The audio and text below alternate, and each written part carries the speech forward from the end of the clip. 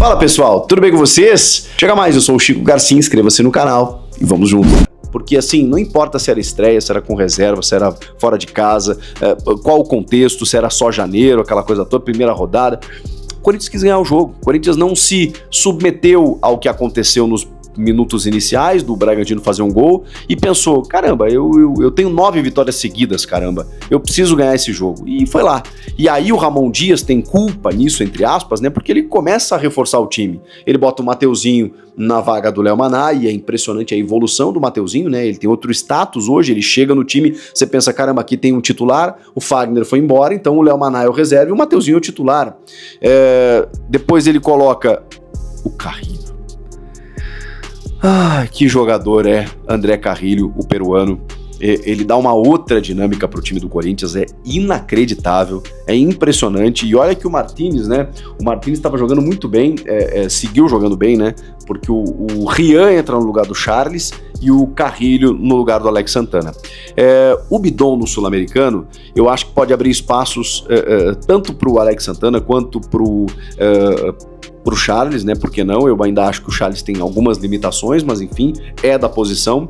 Mas o Maicon, né? Que em algum momento vai voltar, e eu acho que em características se assemelha ao Bidon, mas eu acho que nesse primeiro momento o Rian pode começar a ganhar alguns minutos, até porque se a gente for falar que o Pedro Raul foi lá, cumpriu a missão, ganhou a chance e tal e aproveitou, o Rian também, né? Porque o passe pro gol do Pedro Raul é uma assistência primorosa do Rian. Ele recebe do Yuri, saindo da área, como ele faz com o Memphis, né, para buscar o jogo, tabela com o Rian cruza, levanta, acho que é o Juninho Capixaba, inclusive, né, dá um golpe de vista, assim, na questão do impedimento, e o Pedro Raul cabeceia sozinho no cantinho para decretar a vitória, foi lá, comemorou com o torcedor e tudo mais. Mas o time ganhou qualidade, né, não tinha o André Ramalho, não tinha o Hugo Souza, não tinha o Garro, não tinha o Coronado, não tinha vários jogadores, mas tinha alguns atletas experientes, rodados, e aí no segundo tempo você vai dando aquela encorpada, né? O Yuri estava com o pé um pouco descalibrado, né? Teve algumas outras oportunidades que ele desperdiçou, mas ele foi importante porque participou da jogada do segundo gol e tá leve, né? Tá leve. Depois de como ele terminou o ano, caramba, ele começa o ano assim do tipo, cara, primeiro jogo, relaxa, o cara tem 30 gols na temporada, né? O Yuri Alberto tá em grande fase, e aí quando ele entra, o Pedro Raul mantido e ele aberto um pouco pelo lado esquerdo especialmente.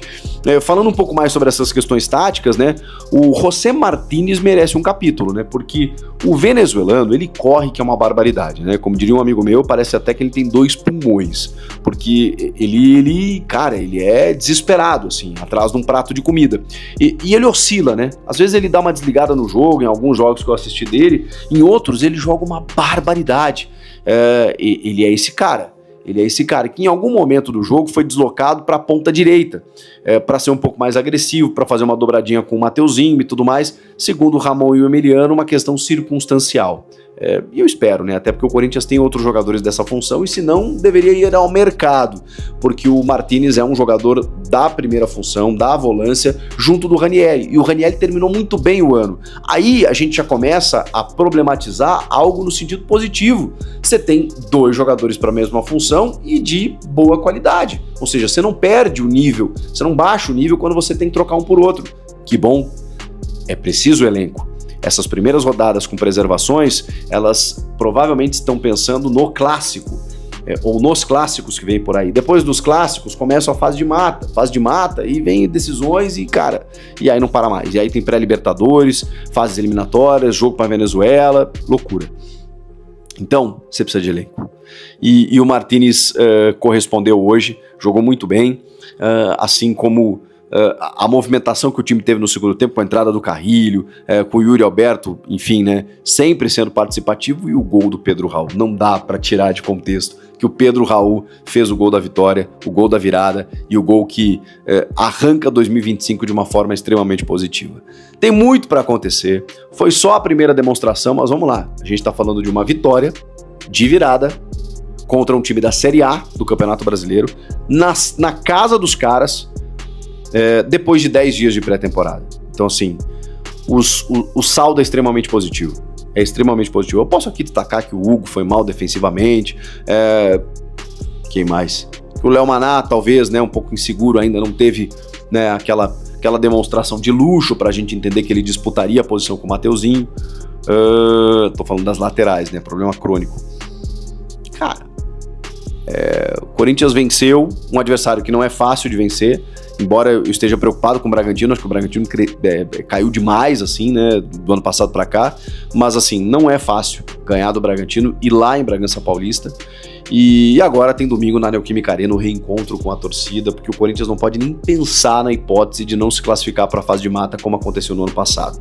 Tem condições para isso, e é bom, né? Começar vencendo, começar pontuando, para chegar nos clássicos ali, não depender de vitórias contra adversários mais difíceis. Mas assim, do jeito que o Corinthians está encaixado, hoje a gente viu um time completamente reserva, com algumas mexidas, né? 4 mexidas no segundo tempo.